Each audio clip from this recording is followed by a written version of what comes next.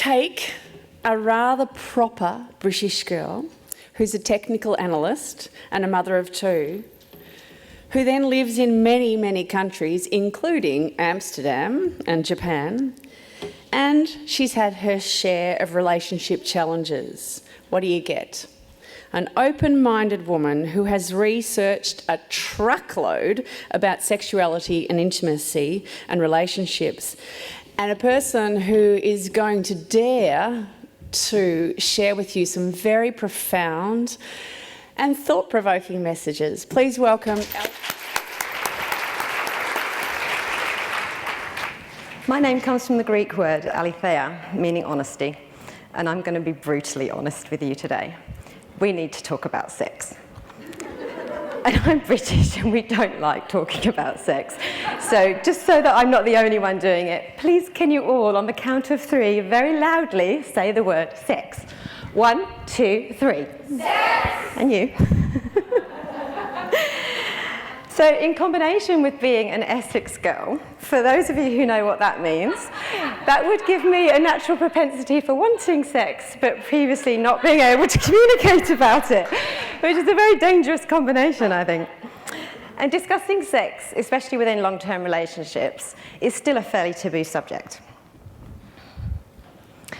I was a stay-at-home mum, moving internationally every 2 years with my partner's very demanding job, which is quite possibly one of the most stressful things you can do with 2 young children in tow. My partner had done nothing wrong as such. There was no abuse and no infidelity. He was just a workaholic, dedicated to his job. I was left lonely, exhausted, and isolated. I proposed dates, lunches, everything I could think of to reconnect, but I just couldn't compete. And another year and another international move later, I had reached my limit. But instead of pulling the plug on our relationship, I decided to use my professional skills in process and systems engineering to deconstruct the problems that we were having and try and find another way forward. As soon as the kids were settled in school, I started researching in earnest. And I discovered that it tends to be the women who go looking for help in these scenarios. I discovered that counselling would be best, but my partner refused. The books I found on the topic were as thick as my arm, and the internet seemed to promote divorce as the easy answer. But even that wasn't an option for me, because we're not actually married. And most depressingly of all, at less than 10 times a year, I discovered I was in a sex-starved marriage. It was at this point that I hit rock bottom. I actually physically grieved the end of our relationship. And I felt like I had nothing left to lose. But I couldn't give up until I was sure I had tried everything to fix the relationship. I knew at some level I must be partly responsible, but I had no idea where to start looking. The further research I did actually led to some fabulous insights, and they worked. So it was time to open the can of worms fully, and I'm very pleased to say that despite another couple of international moves, we are in a much better place now. I can actually see a positive future again, and I'm no longer sexually frustrated. And I took notes. So there's actually a couple of ebooks that will very shortly be being published. And you may ask, what does this have to do with you? Well, I think that women and fitness professionals need to think outside the box and realise that the symptoms that you come across may actually be symptoms of a much bigger cycle, sometimes seemingly unrelated to their causes. You're well aware of the physical and emotional health needs of people, but how often do you consider the sexual health of your clients or of yourselves? They say that life is all about balance, and this is my coffee table of life, and I'm trying to illustrate the core elements that underpin our psyche. So you're well aware of physical health, and we also are now recognising the powerful role that mental health provides. And we can talk really openly about those elements. Yet sexual health seems to languish in the corner, sadly neglected and shrouded in the darkness of taboo, especially for women. How many people could you actually share intimate details with about your sexual life? Could you Google those terms? Could you pick up the phone and speak to a sex therapist? I know I couldn't back then. And if that third leg is showing a big crack, and you keep loading it up with the laundry, kids, and work, it's no surprise that it can topple over and take the whole load with it. This is the cycle of desire. And I can explain this as something like the 3-day glow you might get after sex. So you don't mind picking up his socks because he gave you a nice hug this morning, and you feel content and happy to have sex regularly, and he gives you a kiss spontaneously, and it keeps feeding that cycle in a virtuous manner. But sometimes that connection gets broken. And it can become something like a mental conversation of, I feel really horny and sexually frustrated, but how do I tell him? I should put on some sexy underwear. He doesn't deserve sexy underwear because he's really pissed me off because of X, Y, and Z. So you go to bed in your pajamas and you don't sleep very well because you're very restless and horny. So the next day you're cranky and tired on top of it. And his way of trying to fix things might be to abruptly wake you up in the middle of the night with an erection banging against your backside. And it wonders why that doesn't work. And so that cycle can start to spiral downwards, and efforts from both sides to reconnect can fail. And essentially you might end up relieving that physical urge in a solo situation, and possibly causing an even bigger emotional wedge to come between you. So how do we restart that positive cycle? Well, first up, it's important to acknowledge and understand that men and women generally have a different initial need in order to want to have sex. A woman generally needs to be mentally or emotionally stimulated in order to first create intimacy, whereas a man can generally just be physically or visually stimulated to have the desire for sex. So basically, there's a lot more going on up here for a woman making that decision about having sex.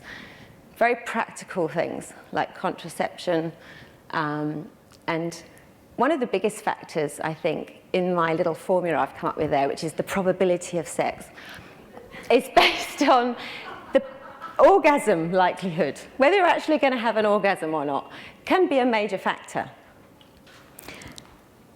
So it's something like a cost-benefit analysis, frankly, that can be going on sometimes. Oh dear.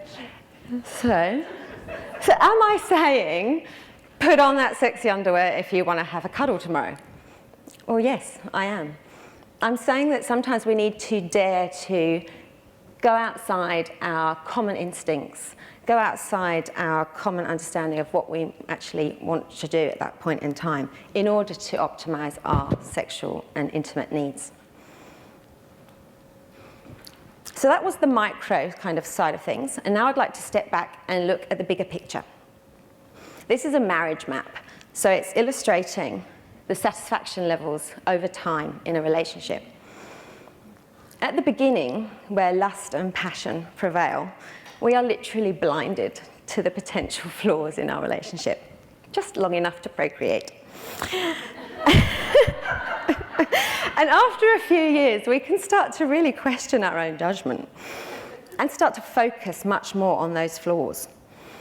And if you throw in a few kiddos, you can enter into that very rocky road of destruction and potentially end up in the valley of death, which is where most divorces happen.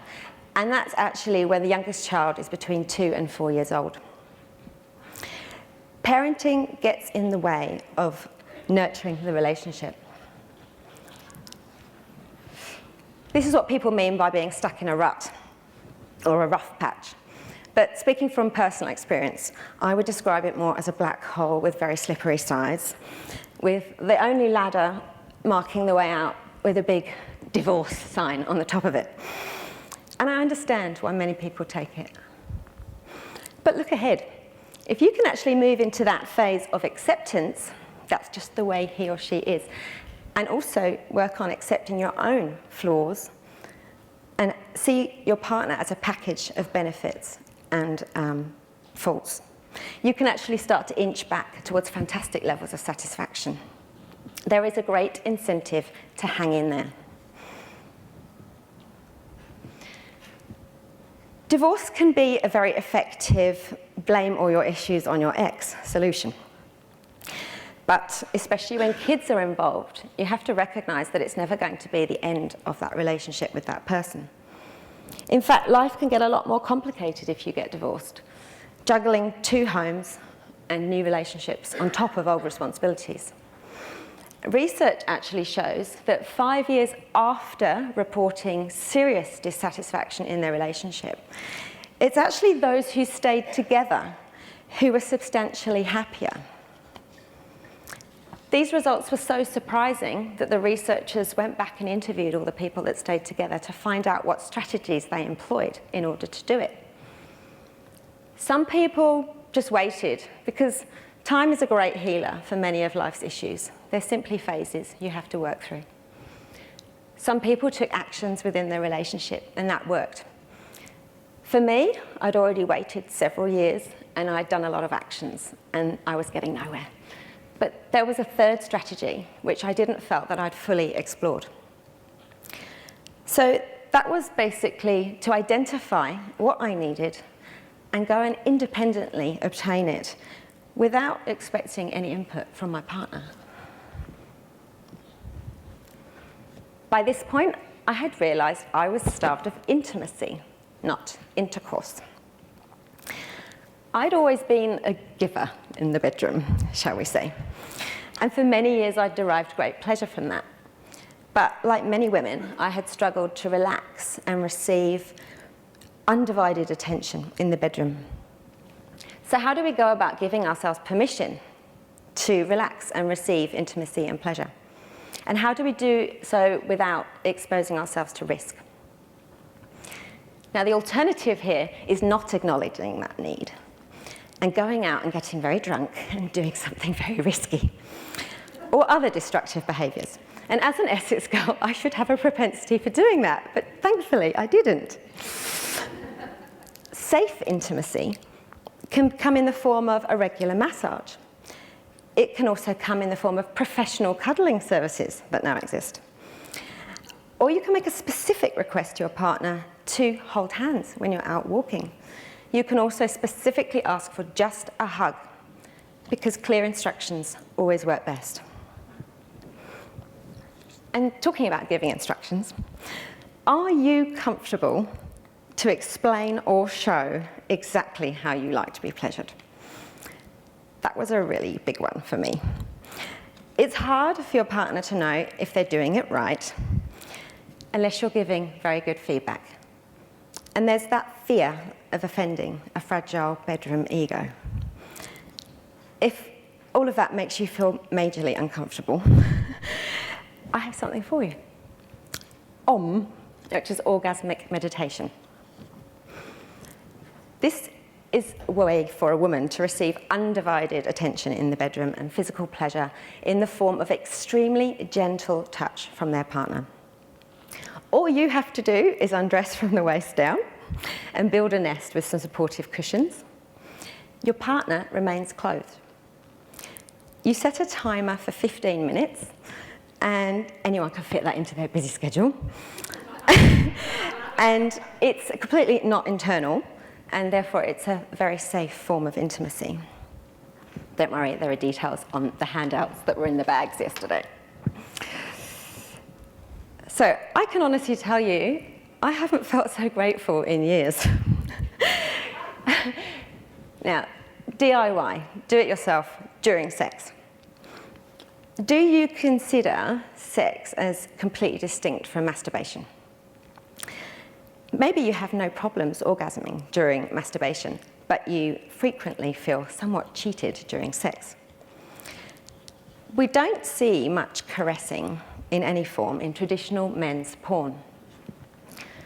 There are no hands or anything else getting in the way of that very clear penetration shot. But in real life, most women need clitoral stimulation to orgasm. Now, the good news here, as Alex mentioned yesterday in her talk, they finally produced a 3D model of the female clitoris. And it might be a little bit bigger than you thought it was. This is life-size, by the way. And also, I don't know if you know, but they actually grow with age. Like ears. Men get hairy ears as they get bigger, and we get a bigger clitoris. Fantastic. Oh, dear. So, keeping things interesting in a long-term relationship means trying new things occasionally. Simply sharing your thoughts or fantasies is a fantastic way because our biggest erotic organ is our mind. If, like me, you hate the fake nails and big boobs of traditional men's porn, how about trying the new genre of audio porn? And if you haven't been to a sex shop in a decade, you should, because they're a lot more welcoming to women these days. And you can take baby steps as a couple outside your current comfort zone. Or for solo pleasure, you can get a whole new bag of tricks at ohmygodyes.com. And if you are one of the 19% of the Australian population that has either had or would like to have a same-sex experience, then maybe that's time to explore that now.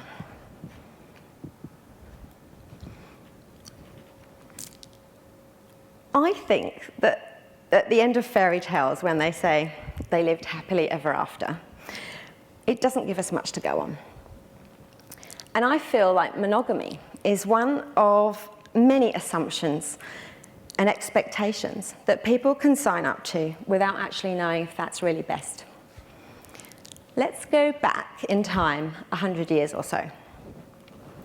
For millennia, men had sexual privileges in the form of girlfriends, mistresses, and concubines to enable them to relieve their biological urges and provide a source of variety, and no doubt enable them to stay in secure and possibly loving home relationships.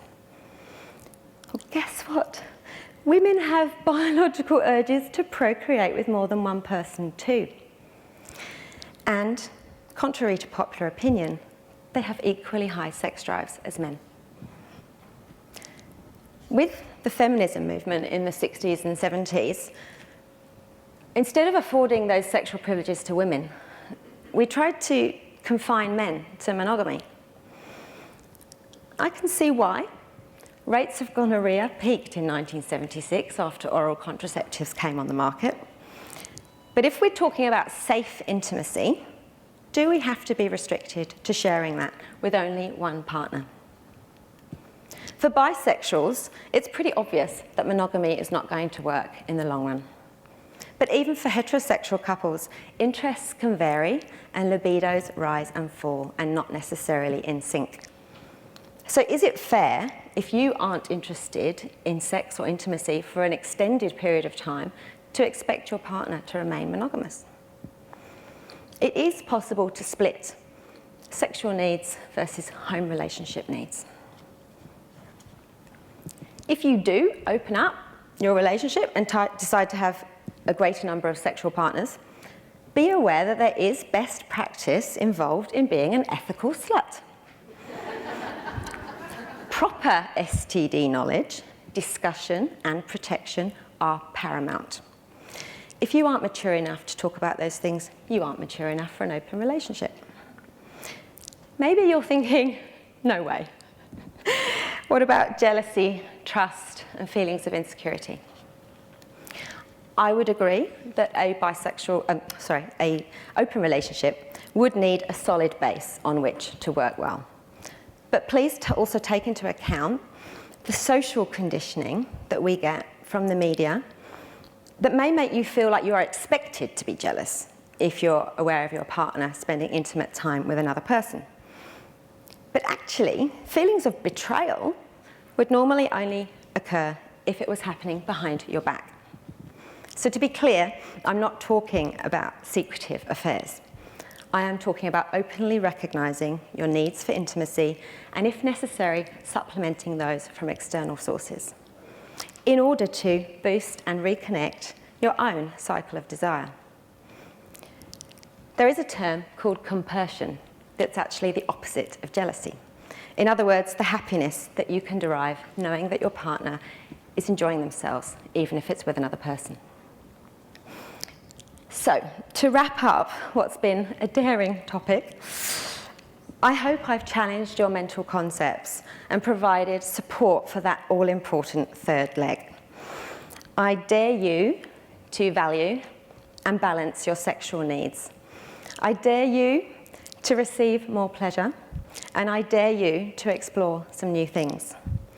I hope that you do a better job than I did of communicating your needs and acknowledging them, because honesty is always the best policy. Thank you.